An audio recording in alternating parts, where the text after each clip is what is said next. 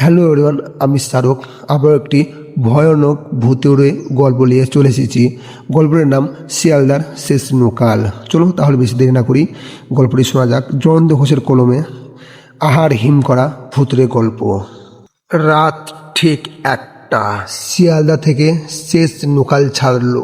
পুরনো কামরায় মাত্র 3জন যাত্রী। এক বৃদ্ধ লোক বারবার বলে উঠল, পরের স্টেশনে নেমে যেও না, যদি নামো তাহলে আর ফিরতে পারবে না। কেউ কথা শুনল না। ট্রেনে হঠাৎ অন্ধকার ঢুকে পড়ল। মোবাইলের নেটওয়ার্ক উধাও। সব আলো যেন একসঙ্গে নিভে গেল। আলো জ্বলতেই দেখা গেল বৃদ্ধ লোকটি নেই। আসনটা দুলছে। ঘোষণা হলো পরের স্টেশন মৃতপুর। সবার জানলার বাইরে তাকিয়ে দেখল কোনো প্ল্যাটফর্ম নেই, শুধু সারি সারি সাদা কাপড়ে ঢাকা মানুষ দাঁড়িয়ে।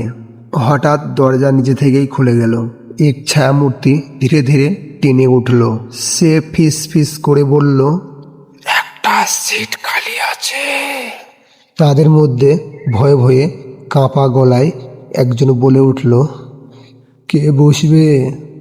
পরের দিন খবরের কাগজে লেখা ছিল, গত রাতে ওই সময় শিয়ালদার কোনো লোকাল ট্রেন চলেনি। হ্যালো ভিউয়ার্স, গল্পটি কেমন লেগেছে? গল্পটি যদি ভালো লেগে থাকে লাইক, কমেন্ট ও সাবস্ক্রাইব করতে ভুলবেন না। এরকম মজাদার গল্প পেতে আমাদের চ্যানেলটি এখনই সাবস্ক্রাইব করুন আর পাশে থাকা বেল আইকনটি অন করে দেবেন।